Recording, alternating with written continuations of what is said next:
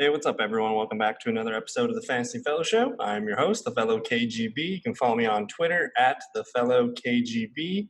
And we're just wrapping up the NFC South team previews here. We're on Tampa Bay, so we're going to be looking at them on my screen share. If you're listening on any of the podcasting platforms, I highly recommend checking us out on YouTube. That's where I do my screen shares, and you get to see kind of what I'm looking at as I go through these. And I think it's just a little bit more value for you. So if you're on the podcasting platform, check out the YouTube channel. And if you're on YouTube, comment, like, subscribe. Let's grow this channel. We're starting to see some good numbers, so I like that. And yeah, we're just going to keep powering through here. And let's talk about the Buccaneers. So it's, of course, Tom Brady at the top, but we're going to take a look here at Bruce Arians and offensive coordinator Byron Leftwich. These are the guys pulling the strings. It's a heavily these two brains, these two minds molding together for the offense. And defensive coordinator Todd Bowles is still there. So Tampa Bay is going to be a much better team this year. Offensive line's improved, and so is the defense as well. So they're getting better on both sides of the ball. And then, of course, we got Tom Brady at quarterback, Blaine Gabbert's the main backup, Ryan Griffin and Reed Sinnett here are the backups. But we're not caring about any of the backups. This is a Tom Brady offense here. So let's just kind of get used to like what we were looking at last year. Jameis Winston, of course, threw for over 5,000 yards. 626 pass attempts, 33 touchdowns, and the 30 picks that everyone made sure to get a count in. So Jameis Winston, the team was not good last year. Offensive line was so. Defense was atrocious, especially the secondary. The defensive running front though was phenomenal, one of the best in the league. So you're not going to be able to run against these guys very well. So everyone just passed against them, and then you add the fuel of Winston's turnovers, and this team had to play from behind a lot. They were throwing a lot of pass attempts, didn't run the ball as much as they wanted to.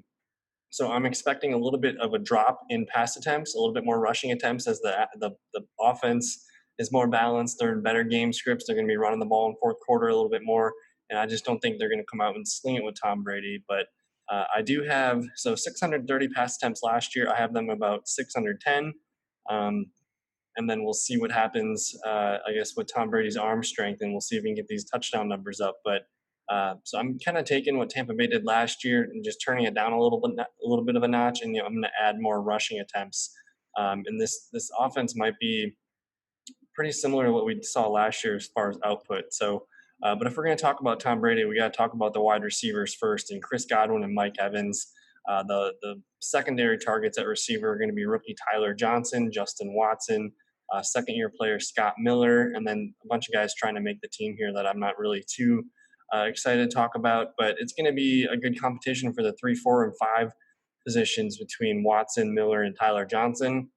They snagged Tyler Johnson here in the 5th round out of Minnesota. He's not a very quick, athletic, super athletic guy, but he's a smart route runner. He can get open, and he seems like the kind of guy that Tom Brady would take a liking to. Even though the thing with Brady is rookie receivers kind of take some time, so it's gonna be all about Chris Godwin, all about Mike Evans.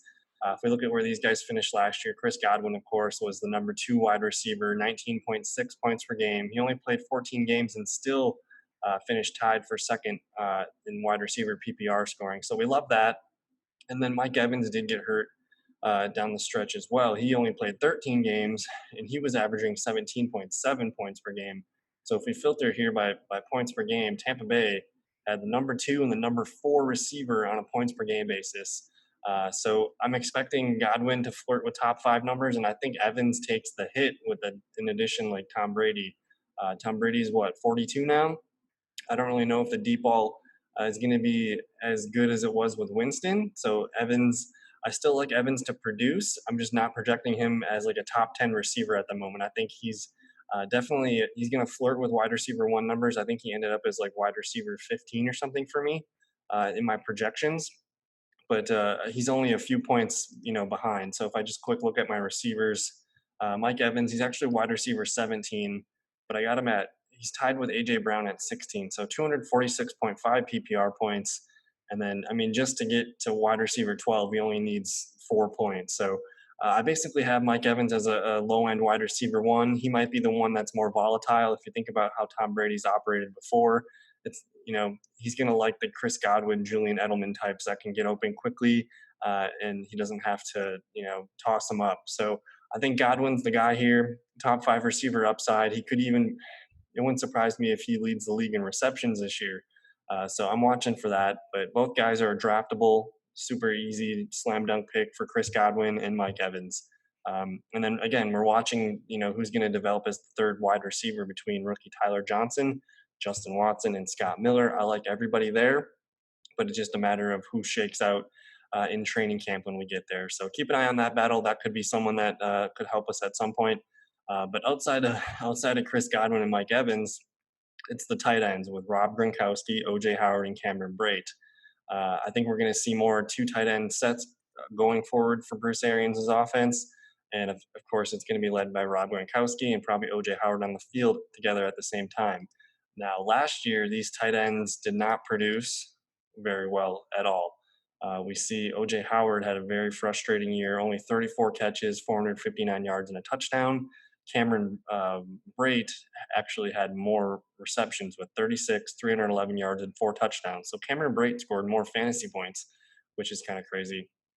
So these guys are both going to take a backseat to Rob Gronkowski. Gronk didn't come out of retirement to be a backup or a blocker. So Tampa Bay is going to use Gronk in the red zone. He's got a good chance of scoring 7, 8, 9, 10 touchdowns and being the primary tight end there. So the thing with Gronk is it's hard to project him because we just don't know if the year off is going to do much for him or if it could be one of those things where he's rejuvenated and fully energized and ready to go. So at the moment, I feel like I projected him high. I gave him 58 catches, 795 yards, and 7 touchdowns, and he came out as my tight end 6. So I think this is kind of like, his ceiling, where these top 5 tight ends are all pretty much the consensus with Kelsey, Kittle, Andrews, Waller, and Ertz.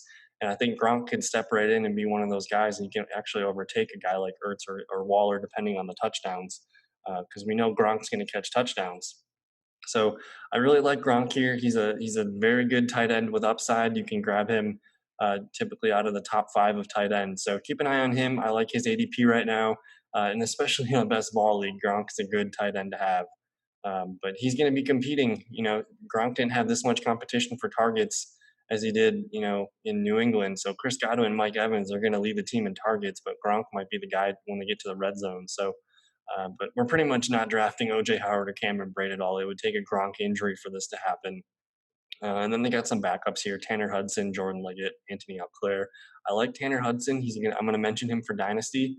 Check out some of his preseason stats and some of his. He was a preseason warrior the last couple of years, so watch some of his stuff. But Tanner Hudson, he's a name to keep an eye on. He could be the guy here in the future.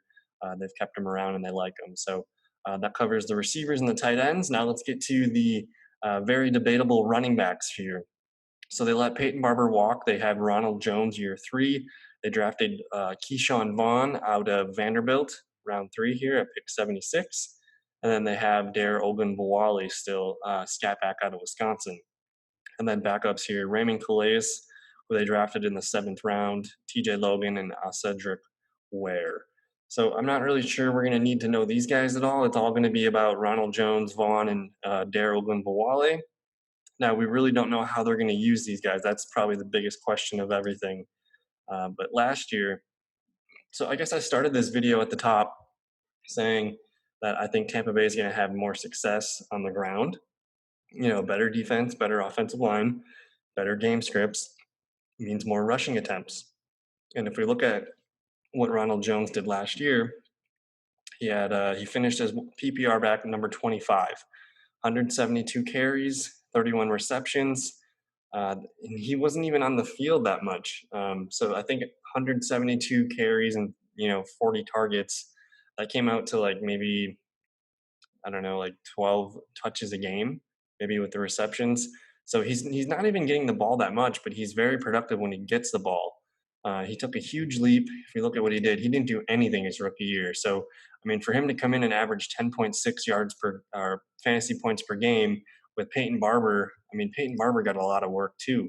So, Ronald Jones, 2019, you see 172 carries for him, Barber 154, 4.2 yards per carry on a very bad offensive line. So Ronald Jones carried the load here, and he also caught 10 yards per catch, as a receiver. I know a lot of people knock him for his passing blocking or pass blocking, but he's a very good receiver. So I think they're not just going to ignore that. They're going to try to get him the ball in open space.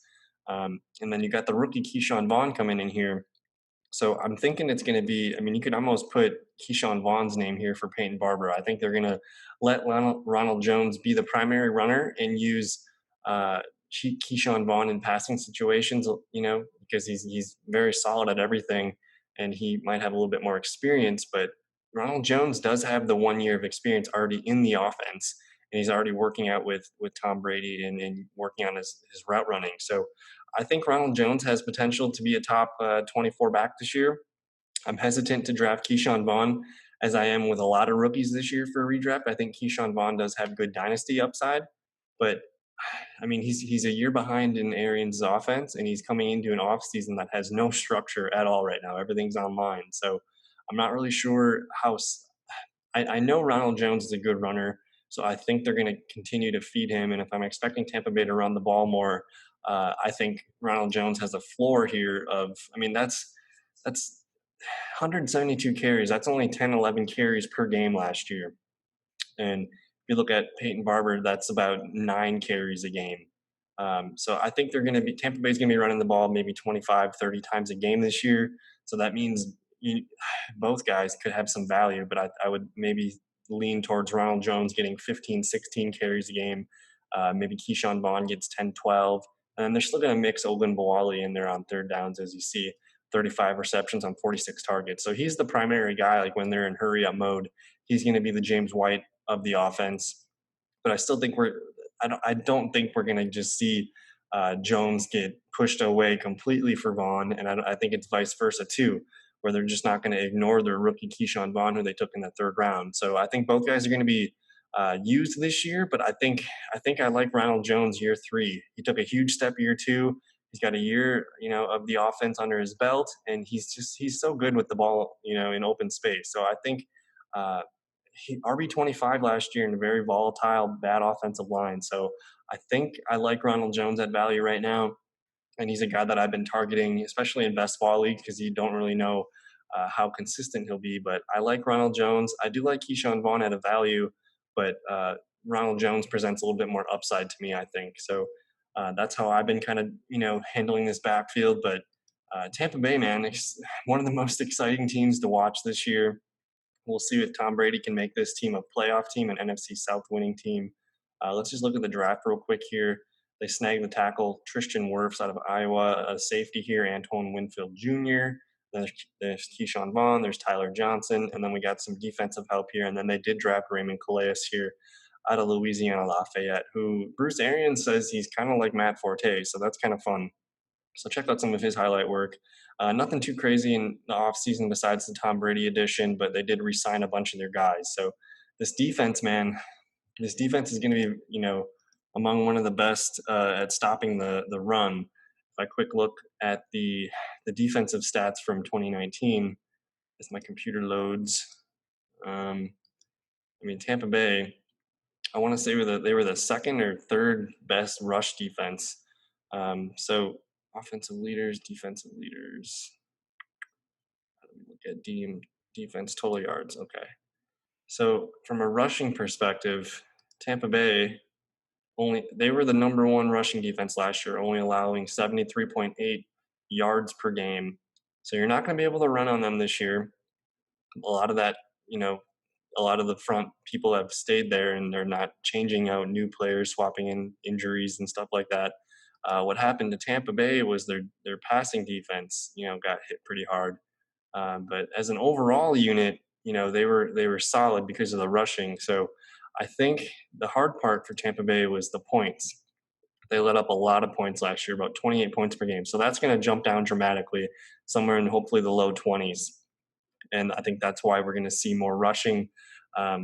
So that's Ronald Jones, man. He's the one guy that I think has the most upside for Tampa Bay.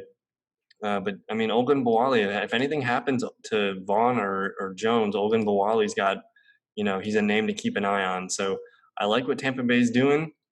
I think they're going to be much more consistent and balanced this year. And I kind of want to add some more pass attempts to here. I actually have them running less plays, but I feel like I got to add some more rushing attempts here, which could eventually move Ronald Jones up. At the moment right now, I have Ronald Jones sitting right at RB25. Keyshawn Vaughn at RB41.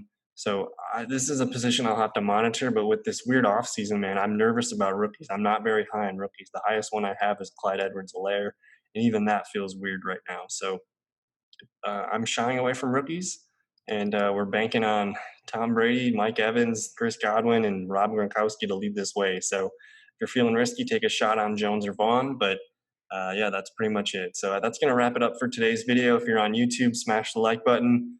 Leave me a comment.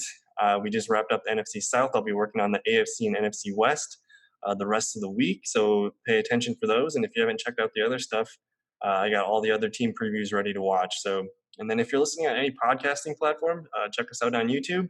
But if not, leave us a rating, comment. Anything would be greatly appreciated. And yeah, man, let's continue growing the Fantasy Fellowship, and I'll see you in another video. Thanks for watching. Peace.